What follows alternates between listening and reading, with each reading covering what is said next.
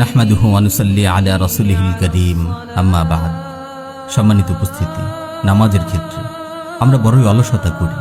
মসজিদে গিয়ে জামাতে হাজির হওয়ার ইহতেমাম করি না, অথচ জামাতের গুরুত্ব ফজিলত এত বেশি, কোনো মুমিন জামাতের ইহতেমাম না করে থাকতে পারে না। প্রকৃত পরহেজগার মুসলমান যথাসম্ভব মসজিদের জামাতে হাজির থাকার জন্য উদ্গ্রীব থাকে, কেন রাসূল সাল্লাল্লাহু আলাইহি ওয়াসাল্লাম হাদিস শরীফে ইরশাদ করেছেন, সালাতুল জামাআতি আফদালু মিন সালাতিল ফাযযি বি27 দারাজা। জামাত সহকারে নামাজ একাকী নামাজের চেয়ে 27 গুণ বেশি উত্তম। অন্য হাদিস এসেছে, রাসূল সাল্লাল্লাহু আলাইহি ওয়াসাল্লাম বলেন, ইযা তাওয়াদ্দাআ ফাআহসানাল ওযুআ সুম্মা খারাজা ইলাল মসজিদ লা ইখরিজুহু ইল্লা সালাহ লাম ইয়াখতু খাতওয়াতান ইল্লা রুফিআত লাহু বিহা দারাজা ওয়া হুত্তা আনহু বিহা খাতিআহ ফাইযা সাল্লা লাম তাযালিল মালাইকাতু তুসাল্লি আলাইহি মা দামা ফি মুসাল্লা আল্লাহুম্মা সাল্লি আলাইহি আল্লাহুম্মা আরহামহু ওয়া লা ইয়াজালু আহাদুকুম ফি সালাতিন মান তাযারা সালাহ। মুসলমান যখন উত্তম রূপে ওযু করে নামাজ পড়ার জন্য মসজিদের উদ্দেশ্যে বের হয়, তখন প্রতি কদমে একটি করে মর্তবা বুলন্দ হয় এবং একটি করে গুনাহ ক্ষমা করে দেওয়া হয়। নামাজি ব্যক্তি নামাজ শেষ করার পর যতক্ষণ পর্যন্ত নামাজের জায়গায় অবস্থান করবে, ততক্ষণ পর্যন্ত ফেরেশতারা এই বলে দোয়া করতে থাকেন, হে আল্লাহ, এই ব্যক্তির উপর রহমত বর্ষণ করুন, তার প্রতি দয়া করুন।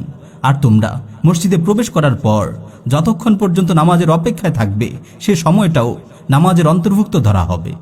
জামাতের সাথে নামাজ পড়তে আগ্রহী ব্যক্তির জন্য রাসূল সাল্লাল্লাহু আলাইহি ওয়াসাল্লাম জান্নাতের সুসংবাদ দিয়েছেন। হাদিস এসেছে, মান গাদা ইলাল মসজিদ আও রাহা আ'আদ্দাল্লাহু লাহু নুজুলাহু মিনাল জান্নাহ কুল্লামা গাদা আও রাহা।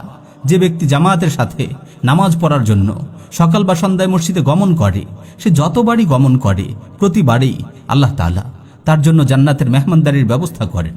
এজন্যই সাহাবায়ে কেরাম রাদিয়াল্লাহু আনহুম জামাতের সাথে নামাজ পড়ার প্রতি অত্যন্ত মনোযোগী ছিলেন।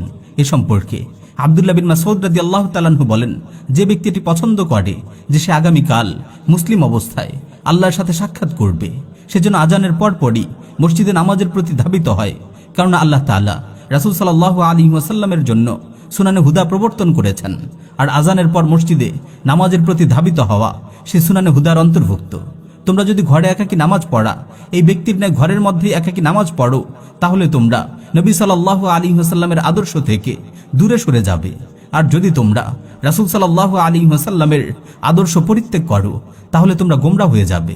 জামাতে নামাজ পড়া থেকে যারা দূরে থাকে তাদেরকে আমি পরিষ্কার মুনাফিক মনে করি।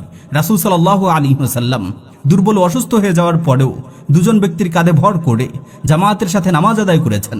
প্রিয় ভাই, দেখুন জামাতের গুরুত্ব কত বেশি। রাসূল সাল্লাল্লাহু আলাইহি ওয়াসাল্লাম জামাত পরিত্যাগকারী লোকদের ঘর বাড়ি পুড়িয়ে দেওয়ার ইচ্ছা ব্যক্ত করে বলেন, ওয়াল্লাযী নাফসি বিয়াদিহি লাকাদ হামামতু আন আমুরা বিহাতাবিন ফায়ুহতাবা সুম্মা আমুরু বিসসালাহ ফায়ুআযানা লাহা সুম্মা আমুরু রাজুলান ফায়াউম্মান নাস সুম্মা উখালিফা ইলা রিজালিন ফাউহাররিকা আলাইহিম বুয়ুতাহুম। সেই সত্তার কসম যার হাতে আমার প্রাণ, আমার ইচ্ছে হয় যে আমি লাকড়ি একত্র করার নির্দেশ দিই, তারপর নামাজের জন্য আজান দিতে বলি, তারপর একজনকে লোকজন নিয়ে জামাত সহকারে নামাজ পড়াতে বলি, অতঃপর যেসব লোক জামাতে শরীক হয়নি তাদের ঘরবাড়ি জ্বালিয়ে দেই। আল্লাহ তাআলা আমাদের সবাইকে 5 ওয়াক্ত নামাজ জামাতের সহিত আদায় করার তৌফিক দান করুন, আমিন ইয়া রাব্বাল আলামিন।